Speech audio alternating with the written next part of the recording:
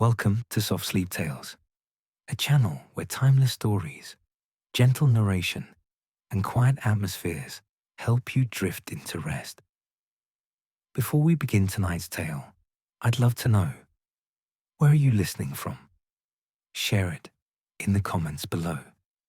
It's always wonderful to see our little community stretching across the world. Now it's time to get comfortable. Settle into your bed or favorite chair, close your eyes, take a slow, deep breath, and let the day melt away. Allow my voice to carry you softly into sleep, to a place where imagination flows and dreams begin. The station stood at the edge of the valley where the light came late and lingered long, turning everything to amber before the darkness settled in. It was a small station, the kind that served 3 villages and a scatter of farms, where the trains arrived with a gentle chime of their bells and departed with barely a whistle. Thomas had been station master here for 7 years, and in that time he had learned the particular quality of silence that lived between the trains. The evening shift was his favorite. The last passengers had boarded the 6 o'clock service to the market town, and now the platform stretched empty in the failing light. He walked its length slowly, checking that the lamps were trimmed and ready for lighting, that the bench was clear of forgotten parcels, that everything was in its proper order. His boots made a steady rhythm on the wooden boards, a sound he found comforting in its regularity. The station house itself was built of warm red brick, with white painted trim around the windows and a slate roof that had weathered to the color of thunderclouds. Ivy grew up one wall, kept carefully trimmed so it would not interfere with the guttering. Inside, the waiting room held 6 chairs, a pot-bellied stove that Thomas would light when autumn came, and a clock whose ticking filled the space with a patient presence. He stepped inside now to check the coal scuttle and ensure the kindling was dry, though the evening was mild and no fire would be needed. Everything was as it should be. The timetable hung in its frame, the tickets were locked in their drawer, and his logbook lay open on the desk, ready for him to record the evening's quiet observations. Thomas returned to the platform and settled on the bench to watch the light change. This was part of his ritual, these moments of simply being present while the day transformed itself into night. The valley stretched before him, a patchwork of fields divided by hedgerows, dotted with the grey shapes of sheep. Beyond, the hills rose in gentle folds, their tops still touched with golden light, while their valleys had already filled with shadow. A blackbird sang from somewhere in the signal box garden, that cascading evening song that seemed to pour out all the sweetness of the day. Thomas closed his eyes and listened, letting the music wash over him. When he opened them again, the first star had appeared above the eastern hill. He rose and began to light the platform lamps, moving from one to the next with the long taper he kept for this purpose. Each lamp bloomed into warm life under his attention, its glass globe protecting the flame from the gentle breeze that had begun to move through the valley. The light they cast was soft and steady, making pools of brightness along the platform's edge. With the lamps lit, Thomas walked to the end of the platform where the building ended and the railway line continued on into the cutting. Here, where the platform gave way to gravel and wild grass, there was a gap in the station's white picket fence. He had noticed it countless times before, but had never given it much thought, just a place where 2 panels failed to meet properly, leaving a narrow space barely wide enough to slip through. Tonight, though, something caught his eye. The angle of the lamplight, perhaps, or the particular clarity of the dusk air. There, just beyond the gap, half hidden by the tall grass that grew against the fence, he could see what looked like an old iron gate. Its presence surprised him, though he could not say why. He had worked here for 7 years and walked past this spot almost every day, yet he had never truly noticed the gate before. Thomas glanced back at the station. The next train would not arrive for another hour and 40 minutes. The platform was secure, the lamps were lit, and everything was in order. He had time, if he wished to take it, to satisfy his curiosity. He moved through the gap in the fence, the rough wood catching slightly at his jacket. The grass beyond was knee-high and heavy with seed heads that brushed against his trousers as he pushed through to the gate. It was indeed iron, wrought in a simple pattern of vertical bars with a modest arch at the top. Rust had claimed it in places, but the hinges looked sound, and when Thomas lifted the latch, it opened with surprising ease. Beyond the gate, a path revealed itself. It was overgrown but still visible, 2 parallel tracks where feet had once walked regularly enough to wear the grass thin. The path led away from the railway line, curving gently to follow the contour of the land. Thomas could not see where it went. A stand of elder trees blocked the view, but something about it called to him with a quiet insistence. He stepped through the gate and onto the path, leaving it open behind him. The grass whispered as he walked, and the evening air was thick with the scent of growing things. The elder trees enclosed him briefly in their green shade, and then he emerged into an open space that made him stop and catch his breath. It was a garden, or had been once. Now it was half wild, but its bones remained clear enough to see. There were beds laid out in gentle curves, their edges defined by weathered bricks half sunken into the earth. Paths of pale gravel wound between them, mostly overgrown but still present under the encroaching grass and moss. Against the far wall, and yes, there was a wall, old stone covered in ivy and fern. He could see the remains of what might have been a greenhouse, its frame still standing, though most of the glass was gone. Thomas walked forward slowly, hardly daring to breathe, as though he had stumbled into a place that existed outside of ordinary time. The garden was perhaps 50 feet across, bounded on 3 sides by the stone wall, and on the 4th by the railway embankment. How had he never known it was here? How had he walked past it, above it, beside it for 7 years without sensing its presence? The light was fading now, turning everything to shades of blue and grey, but he could still make out details. There, a stone bench tilted slightly where the ground had settled beneath it. There, the shape of what had once been a sundial, its pedestal intact, but its face missing. And everywhere, growing with the enthusiastic abandon of plants left to their own devices, were flowers.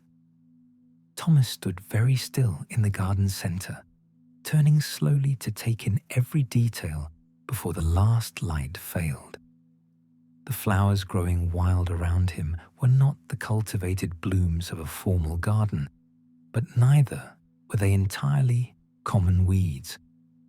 He recognized the tall spires of foxgloves, their purple bells still holding a faint glow in the dusk. There were roses, too, scrambling over themselves in dense tangles along the walls, their fragrance hanging heavy in the still air. Lavender grew in great grey-green mounds, their flower spikes long since faded, but their scent still sharp and clean when he brushed against them. Evening primrose had seeded itself along the path edges, its pale yellow flowers just beginning to open for the night. And there, in what must have been a dedicated bed once, he could see the distinctive foliage of peonies, though their blooming time had passed. The garden clearly had been loved once. Someone had planned these beds, had chosen these plants for their colors and scents, had tended them with care. But when and why had it been abandoned? Thomas tried to recall if anyone had ever mentioned a garden behind the station, but he could remember no such conversation. The railway company certainly had never spoken of it. As far as he knew, the land beyond the platform belonged to the farmer whose fields stretched down the valley. He walked toward the wall at the garden's far end, where the ruined greenhouse leaned in gentle decay. Its wooden frame was still sturdy despite the years, painted green though the color had weathered to a soft sage. The glass that remained in its panes was thick and wavy, the old kind that distorted everything seen through it. Most of the panes were broken or missing entirely, and birds had nested in the corners where the frame met the wall. Beneath the greenhouse's shelter, pushed against the wall, he found a potting bench. Its surface was thick with dust and scattered with leaves that had blown in through the broken panes. But when he brushed them aside, he found the wood beneath still sound. Someone had built this bench to last, with careful joinery and good oak. Upon it lay a few terracotta pots, their surfaces stained green with age and algae, and a hand trowel so rusted that it had become one piece with the bench where it lay. Thomas picked up one of the pots, feeling its weight in his hand. It was substantial, well made, the kind that would have cost more than the cheap pressed clay pots sold in the general store. He turned it over and found a number scratched into its base, 7. He picked up another. This one bore the number 12. A system of organization then. Someone who had gardened with method and care. The light was nearly gone now. Thomas knew he should return to the station, should check the platform once more before the next train arrived. But something held him in this quiet place. Something that felt like a question waiting to be answered. He set the pot down carefully where he had found it and turned to survey the garden again in the gathering darkness. The elder trees he had passed through to enter made a kind of doorway, he realized. They framed the view back toward the station, though from here he could see only the top of the building and the glow of the platform lamps. The garden felt separate, enclosed, a world unto itself. And yet it was so close to the station, to the trains and passengers and the ordinary business of the railway. How had it remained hidden? How had it been forgotten? He thought about the gate he had passed through, how easily it had opened despite its appearance of long disuse. Someone must have oiled those hinges, and recently too, for them to move so smoothly. But who? And why maintain access to a garden that no one visited, that no one tended?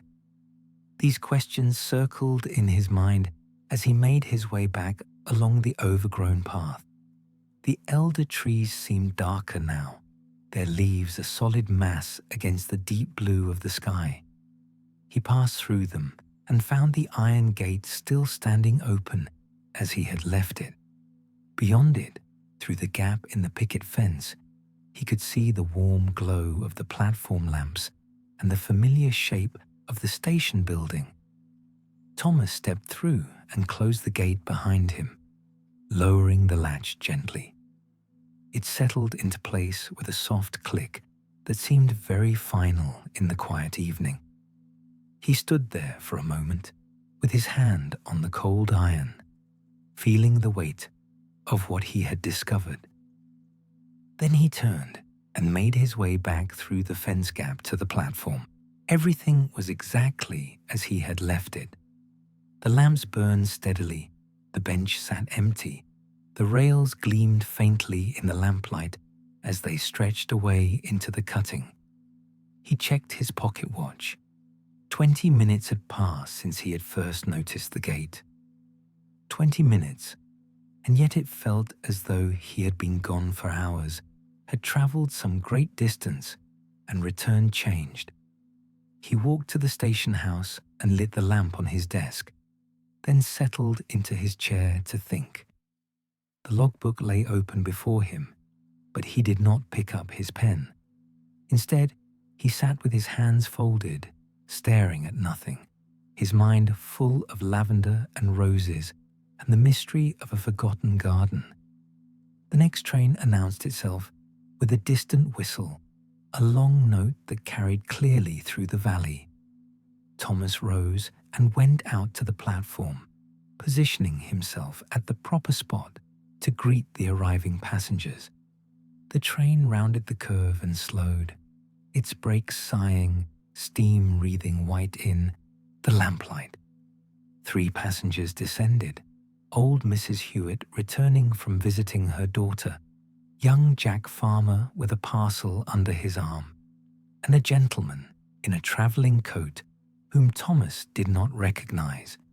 He greeted each of them, helped Mrs. Hewitt with her basket, and watched as they made their way down the platform steps to the lane beyond. The train departed with a short whistle, its lights disappearing into the cutting, and quiet returned to the station. Thomas walked the platform once more, checking that all was well, but his thoughts kept returning to the garden. Tomorrow, he decided, he would return in the daylight. He would see it properly, would understand its layout and extent. And perhaps, if he looked carefully enough, he might find some clue to its history, some indication of who had made it and why it had been left to grow wild. The morning arrived cool and clear, with mist lying in the valley bottom and the sun just beginning to touch the hilltops with gold. Thomas had risen early, unable to sleep much past dawn, with the thought of the garden occupying his mind. He completed his morning duties, checking the station, recording the night's observations in the logbook, sweeping the platform with steady efficiency, all the while aware of the hidden gate waiting beyond the picket fence. The first train of the day came and went, carrying farm workers and early shoppers toward the market town. Thomas watched it depart, then hung his pocket watch on its hook inside the station house and collected a few items he had gathered. A pair of gardening gloves he had found in the storage cupboard, a ball of twine, and a small notebook with a pencil stub tucked into its spine. He made his way to the gap in the fence, finding it easier to navigate now that he knew it was there. The iron gate stood as he had left it, and when he opened it, the morning light showed him the garden path clearly for the first time. The elder trees dripped with dew, and spider webs, stretched between their branches, turned to silver netting by moisture and sunlight. Thomas stepped through and walked slowly along the path, and in the clear morning light, the garden revealed itself more fully. It was larger than he had thought, and more complex in its design. The beds were arranged not just in simple curves, but in a pattern that seemed to respond to the shape of the land, working with a gentle slope rather than against it. Water would flow naturally from the higher beds to the lower ones during rain, he realized. Someone had thought carefully about drainage and moisture. He could see now that what he had taken for random plantings were actually organized groups. The roses along the wall were of several different varieties, distinguishable by their leaf shape and growth habit, even without blooms to identify them. The lavender had been planted in drifts that would have created rivers of purple and grey when in full flower, and there, in a sunnier spot, he found what looked like the remains of a herb garden, woody stems of rosemary and thyme, the feathery foliage of fennel gone to seed, a mat of creeping oregano that released its scent when he stepped near it. Thomas took out his notebook and began to sketch the garden's layout, wanting to understand its structure. He paced out the dimensions, noting the position of each bed and path, marking where the larger plants grew and where there were gaps that might once have held annuals or vegetables. His sketch grew more detailed as he moved through the space, and a picture began to emerge of a garden designed for both beauty and practicality. The stone wall that bounded three sides was old, older perhaps than the railway itself. The stones were fitted without mortar in some places, held together by their own weight and the roots that had grown between them. Ferns and small wildflowers sprouted from gaps in the rock, and ivy climbed in thick ropes toward the top. In the far corner, Thomas found stone steps built into the wall, leading up to what must be the field level above. The steps were worn smooth by use and slippery with moss. He climbed them carefully, emerging into a meadow of long grass studded with buttercups and clover. From this vantage point, he could look down into the garden and see its full extent. From above, the pattern of the beds became even clearer, and he realized with surprise that they formed a loose spiral, beginning at the greenhouse end and curving inward toward a central point where the tilted stone bench sat. Thomas descended the steps and made his way to the bench.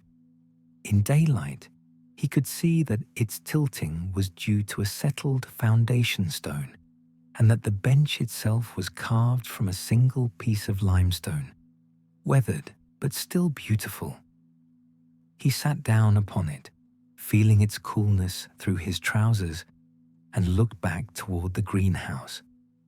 From this position, the greenhouse formed a focal point. Despite its state of gentle ruin, it still had presence, still drew the eye with its elegant frame and the promise of what it had once contained. Thomas rose and walked toward it, wanting to examine it more closely in the morning light. The potting bench he had found the previous evening looked different now, more purposeful, less forgotten. He saw that hooks had been screwed into the wall above it, presumably for hanging tools. A few still held the rusted remains of implements, a set of pruning shears frozen open by corrosion, a hand rake with most of its tines missing, a small dibber for making planting holes.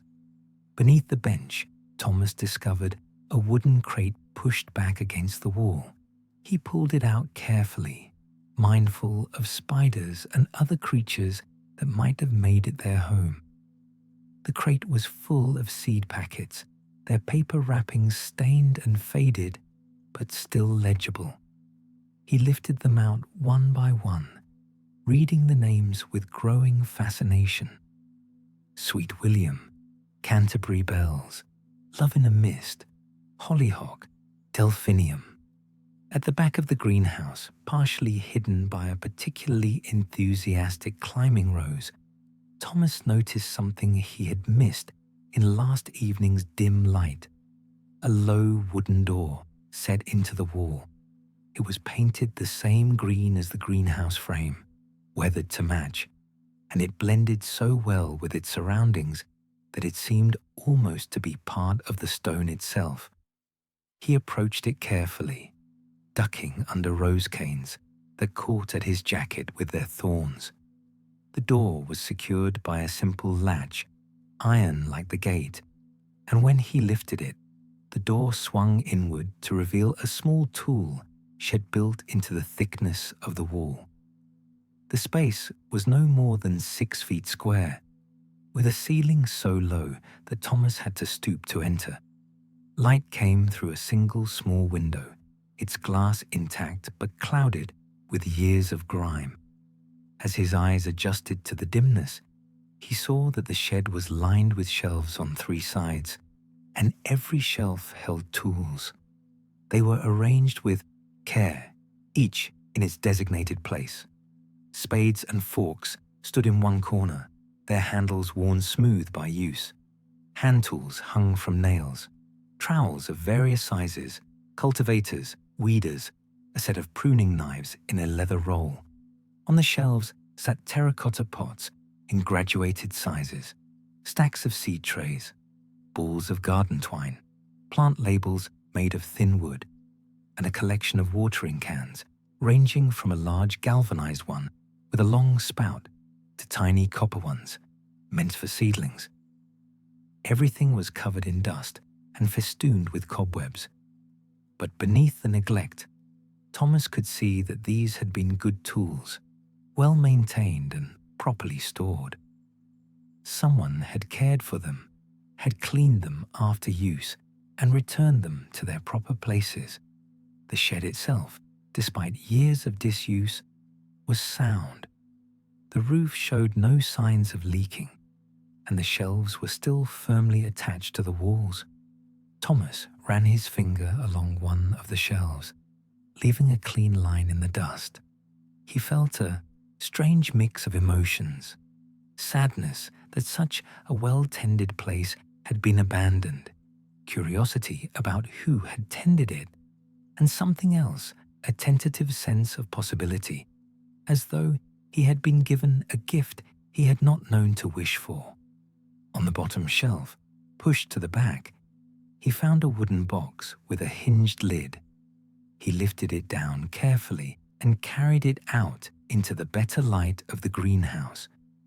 The box was made of oak, dovetailed at the corners, with a small brass plate on the lid engraved with initials, EMH. Thomas sat on the potting bench and opened the box. Inside, nested in faded green felt, were a pair of secateurs, their blades still sharp and clean despite the years. Beside them lay a small journal bound in leather, its cover worn soft with handling. He lifted the journal out and opened it to the first page. The handwriting was precise and elegant, written in faded brown ink. At the top of the page, in slightly larger letters, was written, "Garden Journal of Eleanor, Margaret Hartwell, commenced April the 1st, 1868. Thomas turned the pages slowly, careful not to damage the brittle paper. Each entry was dated and detailed observations about the garden, what had been planted and where, which plants were thriving, notes about weather and soil conditions, ideas for future improvements. The entries were interspersed with small, delicate sketches, a rose bloom shown in careful detail, the unfurling of a fern frond, a butterfly perched on a lavender spike. Eleanor Hartwell had started this garden then, nearly 60 years ago, if the dates were correct. Thomas calculated it was now 1925, and the journal began in 1868. He had been a small child then, living in the north with his parents before they had moved south. The railway station would have been much newer, perhaps only recently built. He read on, absorbed in Eleanor's observations. She wrote of planting the roses against the wall, of establishing the lavender beds, of her hopes for the greenhouse once it was completed. Her love for the garden shone through every entry, as did her knowledge of plants and their needs. She noted which areas received sun at what times of day, where frost lingered longest in winter, how the wind moved through the space. The entries continued through spring and summer of that first year, describing the garden's establishment in careful detail. Then, in September, the tone changed slightly. Eleanor wrote, "Dr. Hartwell has been called away to London for a medical conference. I find myself spending even more time in the garden during his absence, as it provides both occupation and solace. The Michaelmas daisies are beginning their show, and the late roses are particularly fine this year." So Eleanor had been married to a doctor. That might explain the quality of the garden, Thomas thought. Doctors were respected professionals with steady incomes, able to afford good tools and materials. He continued reading, following Eleanor through autumn and winter of that first year, noting how her observations changed with the seasons, how she planned for the following spring even as the garden settled into dormancy. The journal continued for several years, with entries becoming sparser during winter months and abundant during the growing season. Thomas read about successes and failures, about experiments with new plants, about the simple joy Eleanor took in watching things grow. And then, in the spring of 1873, a different hand appeared in the journal, bolder, less flowing, clearly masculine. "My dear wife Eleanor has asked me to make this entry, as she finds herself unwell and unable to write comfortably. She wishes it noted that the tulips she planted last autumn have exceeded all expectations, creating a display of yellow and red that cheers her greatly from the bedroom window. She asks that the climbing roses be tied back from the greenhouse frame, as they are beginning to obstruct the glass. E. Hartwell, M.D." Thomas felt a chill, despite the warmth of the morning sun. He turned the page, hoping for more entries in Eleanor's hand, but the next several pages were written by Dr. Hartwell, brief notes about maintaining the garden in his wife's stead. The doctor's entries were dutiful, but lacked his wife's poetry. "Watered the beds this evening," he wrote. "Trimmed the lavender as Eleanor instructed. The roses continue to bloom." Thomas could feel the weight of care in these simple statements. A husband tending a beloved garden for a beloved wife who could no longer tend it herself. The entries grew further apart over the following months, and then, in late summer of 1873, a single line in the doctor's hand. "My dearest Eleanor passed peacefully this morning, with the scent of roses coming through the open window. The garden she loved will remain as her memorial." Thomas closed the journal gently and sat for a long moment with it resting on his knees. The garden made sense now, its careful design, its quality, its abandonment. Eleanor had created it and loved it, and when she was gone, her husband had tried to maintain it, but eventually had been unable to continue. Perhaps he had moved away or passed on himself, and the garden had been forgotten, left to return slowly to wildness.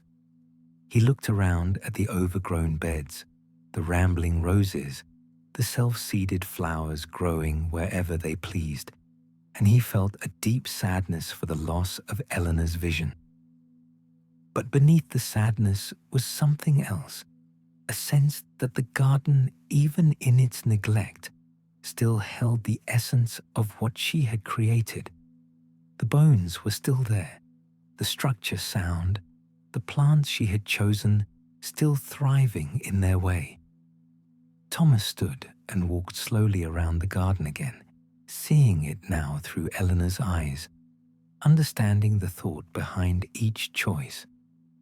The lavender placed where its scent would be caught by the breeze. The roses trained against the warm stone wall, where they would receive maximum sun.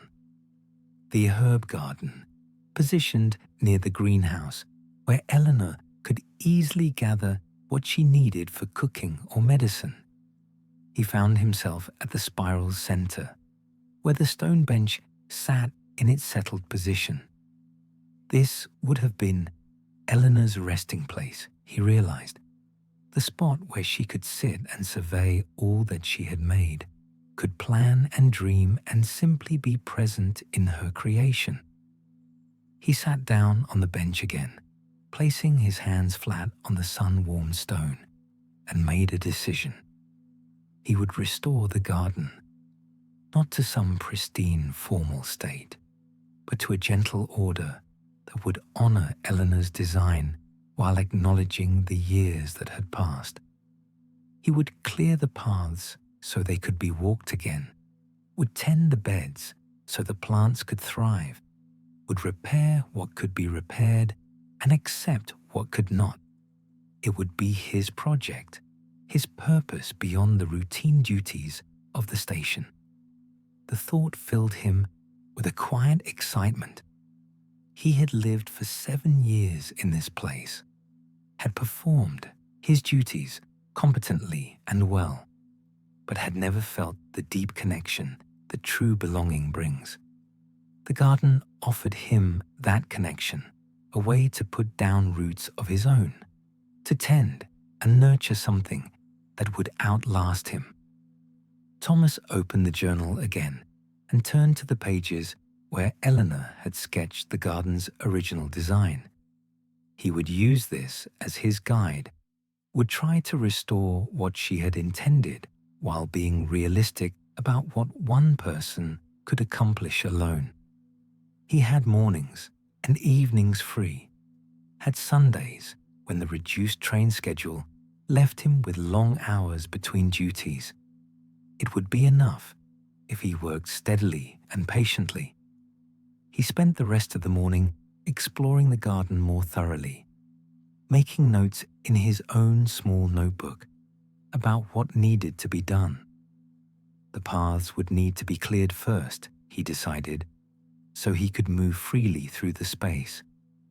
Then he would tackle the beds one at a time, starting with those closest to the greenhouse and working outward in Eleanor's spiral pattern. The greenhouse itself would need attention, broken panes replaced where possible, the frame repaired and repainted. The potting bench could be cleaned and restored to use. The tools in the shed would need to be assessed.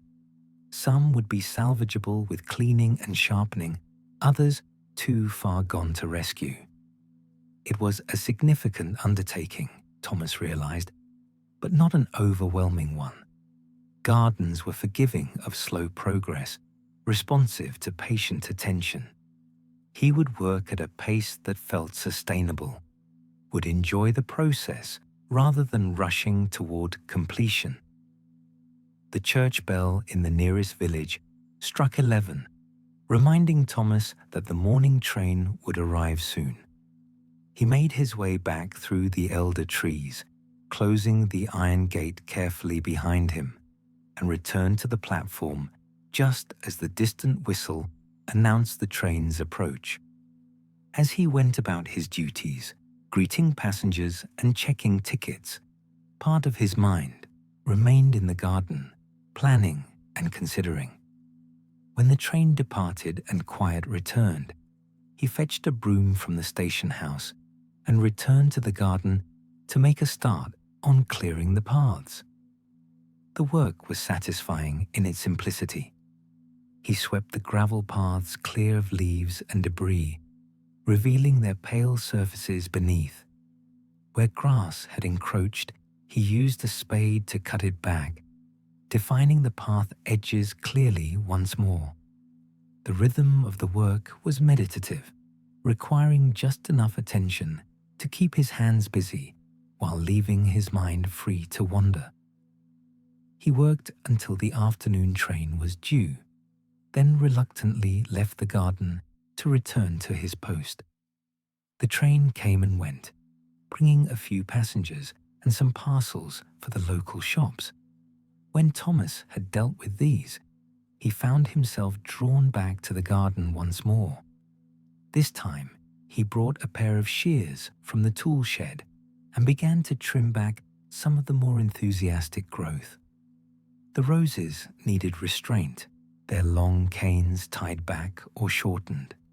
The lavender, though past blooming, would benefit from a light trim to keep its shape. He worked carefully, thinking about what Eleanor would have done, trying to honor her intentions. The afternoon wore on, the sun moving across the sky and changing the quality of light in the garden. Thomas found a peaceful rhythm, working for a while and then resting on the stone bench, letting his thoughts settle. When the shadows began to lengthen, he gathered his tools and prepared to leave, already looking forward to returning the next day.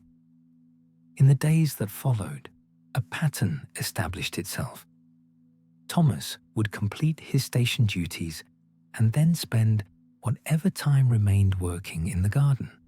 Some days, he had only an hour before the next train. Other days, he had 3 or 4 hours of uninterrupted time. He learned to gauge what tasks suited which stretches of time, saving the larger projects for Sundays, and tackling smaller jobs during the brief intervals between trains. The paths came clear first, their pale gravel gleaming once more between the beds. Thomas found satisfaction in defining these routes through the garden, in restoring the flow Eleanor had designed. As the paths emerged, the garden structure became more apparent, and he could see how each bed related to the others, how the spiral pattern drew the eye and the feet inward to the central bench. Next, he turned his attention to the beds themselves. He started with the herbs, as these were nearest the greenhouse and most overgrown. The rosemary had grown woody and sprawling, and he pruned it back carefully, shaping it into neat mounds. The thyme had spread across what should have been a path, and he lifted sections of it, dividing the plants and replanting them within their designated space.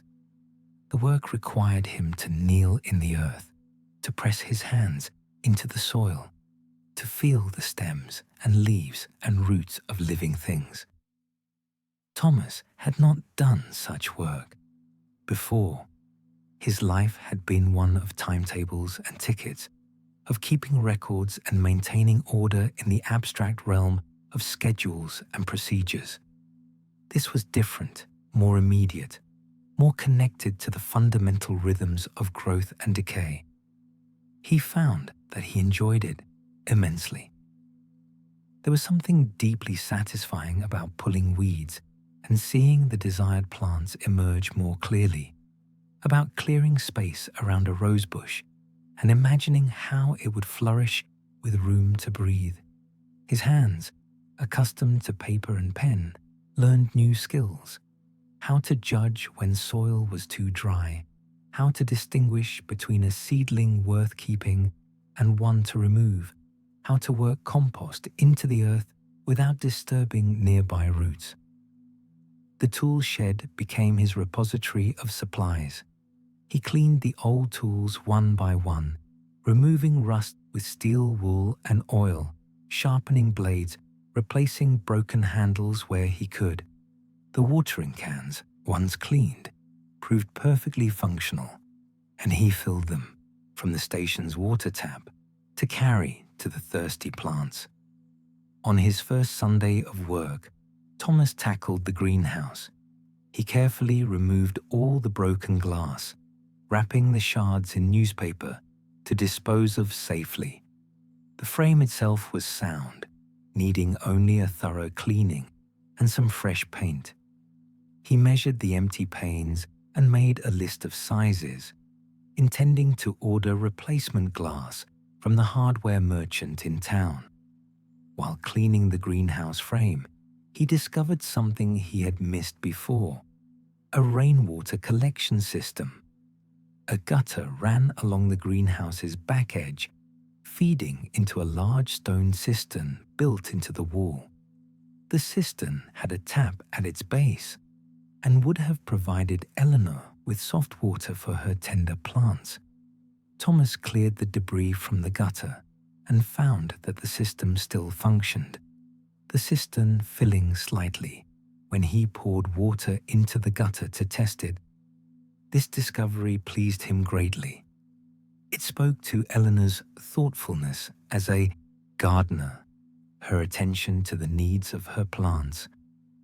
Rainwater, naturally soft and free of minerals, was far better for many plants than the hard well water from the station tap. He made a note to ensure the gutters remained clear so the cistern could fill with autumn rains. As Thomas worked, he continued to read Eleanor's journal in the evenings, studying her observations and learning from her experience. She wrote of plants he had never heard of, and he found himself visiting the library in town on his day off, seeking out gardening books to educate himself.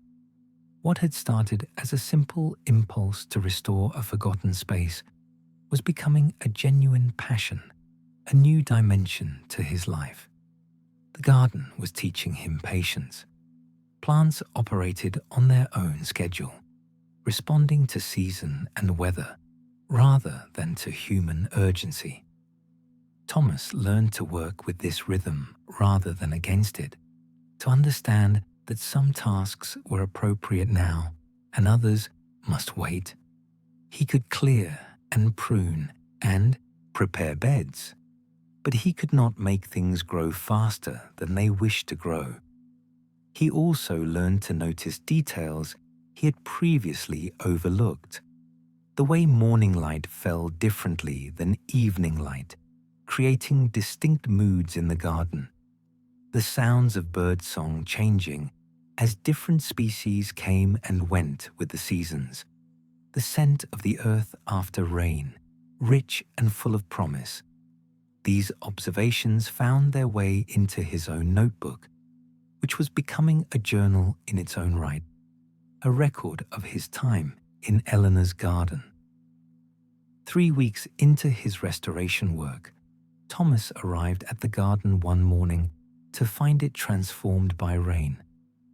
Heavy showers had fallen during the night, and every leaf and petal was hung with droplets that caught the early light. The lavender seemed to glow silver, and the roses were bowed under the weight of water on their blooms. The paths were dark with moisture, and the scent of wet earth and growing things filled the air. He stood at the garden's entrance, breathing in the richness of it, feeling something within him settle and expand at once. The garden was alive in a way he had not fully appreciated before. It was not a static thing to be shaped and controlled, but a living system that responded to care, to weather, to the passage of time. His work was not about imposing order, but about facilitating the garden's own expression of life. Thomas walked the path slowly, checking on the plants he had tended. The herbs looked refreshed, their foliage deep green and vigorous. The roses had put out new growth, red shoots emerging from the canes he had pruned. Even the areas he had not yet touched seemed healthier, as though the simple act of clearing the paths and tending some beds had benefited the whole garden. He made his way to the greenhouse, where he planned to spend the morning painting the frame. He had purchased a tin of green paint in town, matching it as closely as possible to the original color. The work was meditative, dipping the brush, drawing it along the wood, watching the fresh paint cover the weathered surface. He painted slowly and carefully, wanting to do justice to the structure Eleanor had commissioned all those years ago. As he worked, he thought about her, about the woman who had created this space. He imagined her here in the greenhouse, potting up seedlings, her hands in the soil, planning which plants would go where. He imagined her walking the paths in early morning as he often did, checking on her charges, noting what needed attention. The garden made her feel present, as though some essential part of her remained woven into the very fabric of the place. The painting took most of the morning, but when Thomas stepped back to assess his work, he felt a deep satisfaction. The greenhouse looked renewed, its frame a crisp green against the grey stone wall. Once he had the replacement glass installed, it would be functional again, ready to house the tender plants Eleanor had grown. He cleaned his brush and returned it to the shed, then walked to the stone bench to rest. The sun had climbed higher, burning off the last of the morning mist, and the garden was settling into the warmth of midday.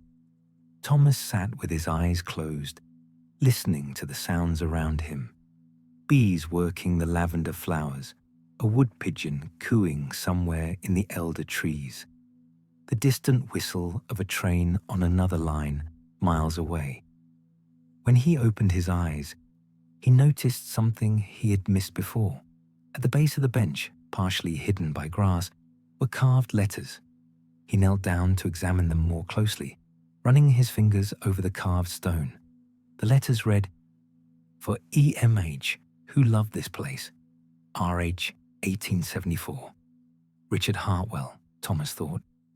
Eleanor's husband had commissioned this bench as a memorial after her death. It explained the bench's quality, its permanence. It was not merely garden furniture, but a monument to love, a way for the doctor to ensure his wife's presence remained in the garden she had created. Thomas sat back on his heels, moved by this discovery. The bench was not tilted due to neglect, but because the earth beneath it had settled over 50 years. It had weathered and endured, had served its purpose of keeping Eleanor present in her garden. And now Thomas, who had never known either Eleanor or Richard Hartwell, was tending what they had made, carrying forward their care into a new generation. He understood then that his work in the garden was not just about restoration. It was about continuity, about honoring what had been created and ensuring it persisted. The garden was Eleanor's legacy, but it was also becoming his own connection to this place, his way of putting down roots and belonging somewhere truly. The afternoon passed in quiet work. Thomas weeded the rose bed, carefully removing the grass and bindweed that had grown up between the plants. He worked close to the earth, his hands learning to distinguish between what should stay and what should go. The roses responded to his attention, seeming to stand straighter once the competition was removed. As the sun began its descent toward the western hills, Thomas made a final circuit of the garden, checking on his progress. The transformation was remarkable. The paths were clear, the beds beginning to show their intended shapes, the greenhouse fresh and purposeful once more. There was still much to do, beds to fully clear, glass to install, plants to divide and replant, but the garden's essential character had been restored. It was recognizable now as what Eleanor had intended, a place of beauty and peace, of careful attention and gentle order. As summer deepened into its fullest expression, the garden revealed more of its secrets. Thomas discovered bulbs planted in drifts under what had seemed like empty spaces. They had bloomed in spring before he found the garden, but their foliage still marked their locations. He made notes about where they were, so he would know to look for them next year, would be present for their flowering. The raspberry canes he had uncovered in one corner had produced a modest crop, and he had picked them carefully, eating a few and leaving the rest for the birds. Wild strawberries grew along the base of the stone wall, their tiny fruits tasting of concentrated summer. Eleanor had known to include edible plants among the ornamental ones, creating a garden that fed both body and soul. Thomas had fallen into a rhythm now. The garden work integrated seamlessly into his life at the station. He woke early and came to the garden before his duties began, spending an hour in the cool morning air. Between trains, he would slip through the iron gate to check on plants, to pull a few weeds, to simply be present in the space. In the evenings, after the last train, he would return to work until the light failed, then sit on the stone bench and watch the stars emerge above the valley. The station passengers had begun to notice the change in him. He moved with more energy, seemed more present in his interactions. Mrs. Hewitt commented that he looked well, that the country air must be agreeing with him. Thomas smiled and thanked her, not mentioning the garden. It felt private still, a secret he was not ready to share. But the garden itself was beginning to make its presence known beyond its walls.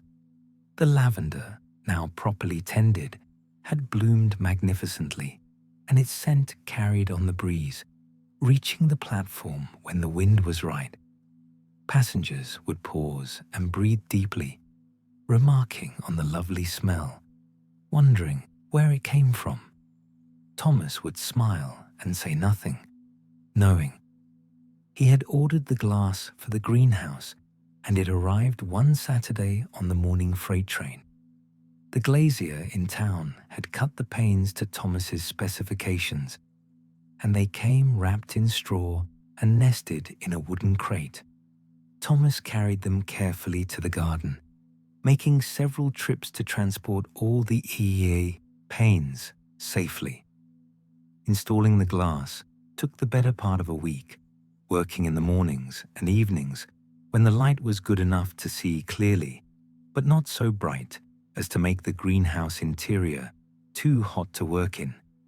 He fitted each pane carefully, using fresh putty to seal them, ensuring they were secure but not over-tightened. The work required patience and precision, qualities Thomas had developed through his years of careful record-keeping at the station.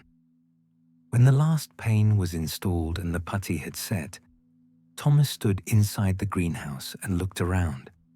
The space was transformed, filled with soft green light filtered through the new glass. It felt protected and purposeful, a place where tender things could be nurtured. He cleaned the potting bench thoroughly and arranged the salvaged pots and tools upon it, creating a workspace that Eleanor would have recognized. That evening, he sat in the greenhouse as the light faded, watching how the space held the day's warmth, even as the air outside cooled. He understood why Eleanor had wanted this structure, what it would have meant to her to have a place where she could extend the growing season, could nurture seedlings and start plants that would later find their places in the beds. Thomas had been reading more extensively about gardening, and he understood now that autumn would be the time for planting bulbs, for moving perennials, for preparing the garden for winter's rest.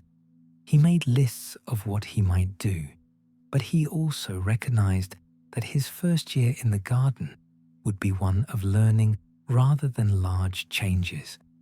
He would observe the garden through a full cycle of seasons, would see what emerged and what remained dormant, would understand the garden's established rhythms before he tried to impose his own ideas. The relationship between gardener and garden, he was learning, was one of partnership rather than dominion. The garden had its own wisdom, its own established patterns.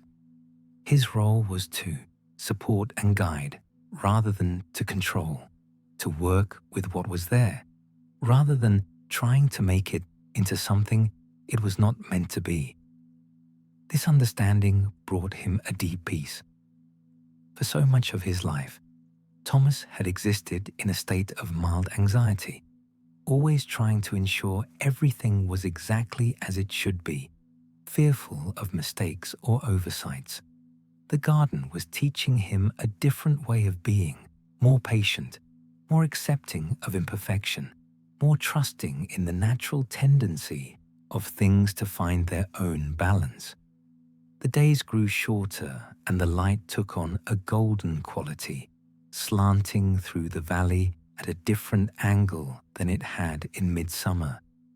The garden responded to these subtle changes, some plants beginning to slow their growth, others putting forth a final flourish before dormancy. Thomas watched these transformations with fascination, noting them in his journal. He had begun to prepare the garden for autumn and the winter beyond. Following Eleanor's journal entries from this time of year, he cut back the spent stems of perennials, leaving some for the seed heads they would provide to winter birds. He mulched the beds with leaves he gathered from the elder trees and the lane beyond the station, creating a protective layer that would break down over winter and feed the soil. The roses needed particular attention. Thomas studied Eleanor's notes about autumn rose care and learned to prune them lightly now, saving the major pruning for late winter. He cleared away any diseased leaves, added compost around their bases, and tied in any long growth that might be damaged by winter winds. One Sunday in late September, Thomas made a special trip to the nursery in the market town. He had saved carefully from his modest wages, and he wanted to purchase bulbs to plant in the garden. Following Eleanor's notes about what she had planted and where, he chose daffodils and tulips, crocuses and snowdrops, selecting varieties that would have been available in Eleanor's time. He spent several afternoons planting these bulbs, working his way through the beds, placing them in natural-looking drifts as Eleanor had done. He planted them at the proper depth, pointed end upward, spacing them so they would create pools of color when they bloomed. Each bulb was a promise, an investment in a spring he would witness, a continuation of the garden's cycle. As he worked, Thomas thought about time and continuity. These bulbs would bloom next spring, would perhaps bloom for many springs to come. He might not always be here to see them. His position at the station could change. He could be transferred or choose to move on, but the bulbs would remain and would carry forward the pattern Eleanor had established so long ago. The thought made him pause, trowel in hand, bulb waiting to be planted. Would he move on? 6 months ago, he might have said yes, that this was merely one posting among many in a career of railway service. But now, with his hands in the soil of Eleanor's garden, with the rhythm of the trains and the seasons woven together in his daily life, he could not imagine leaving.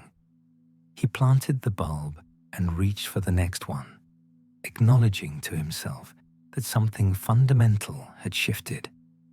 The garden had claimed him, had given him a reason to stay, had made this place home in a way he had not experienced before. He was no longer merely the station master.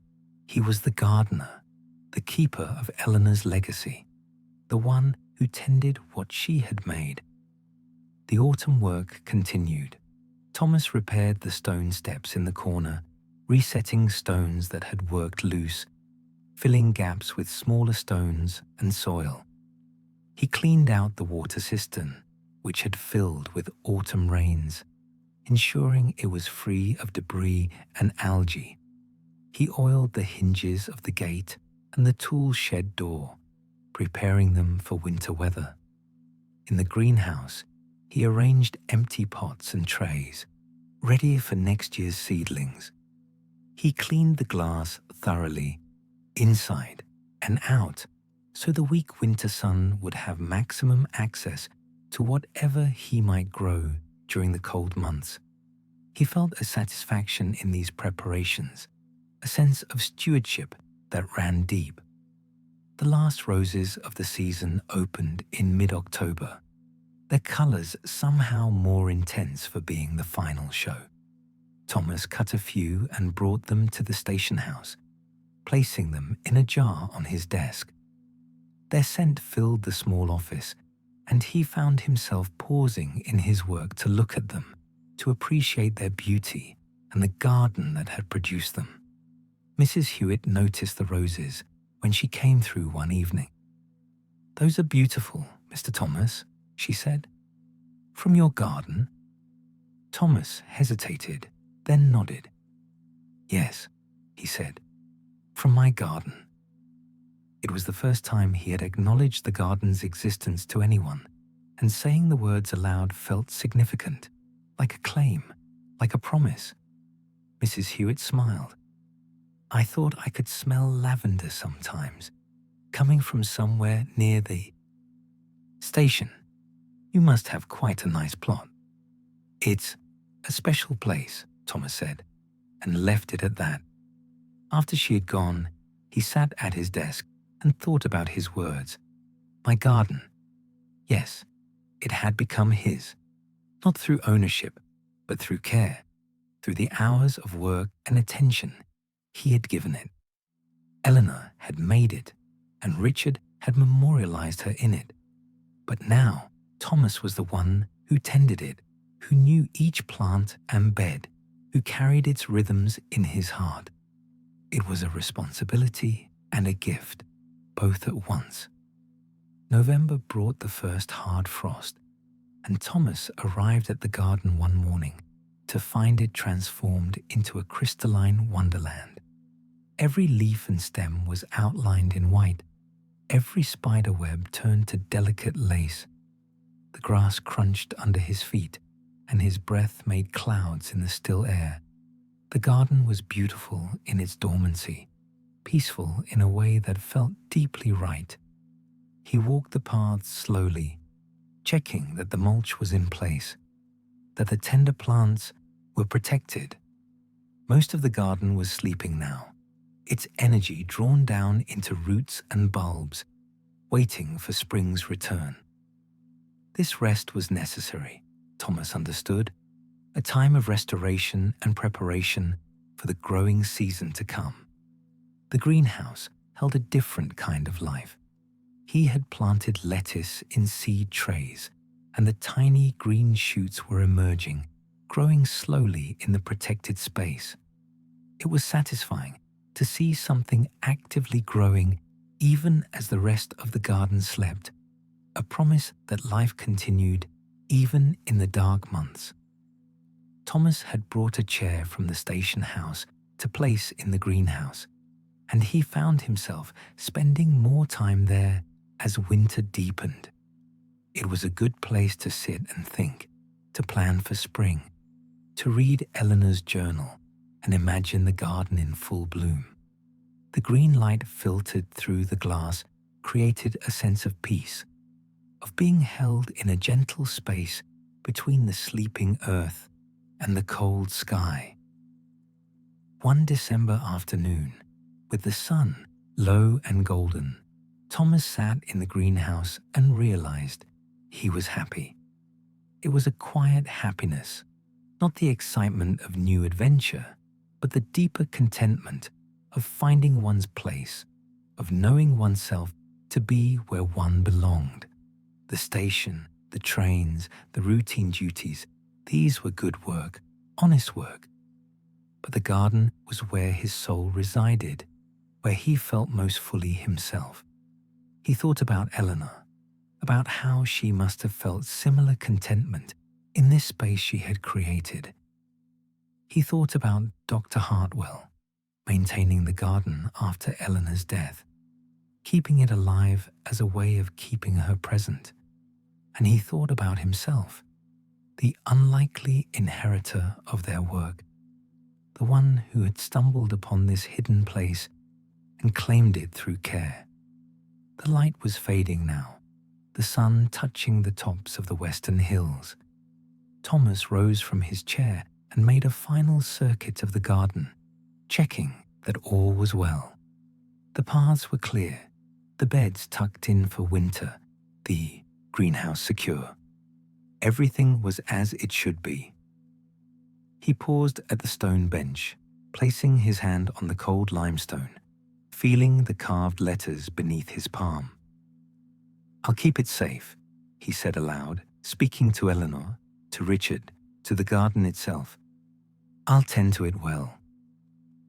The promise hung in the air, witnessed by the sleeping plants and the emerging stars. Thomas felt the weight of it, but also its rightness. This was his work now, his purpose. The garden had found its gardener, and the gardener had found his garden. He made his way back through the elder trees as the first stars appeared, closing the iron gate gently behind him.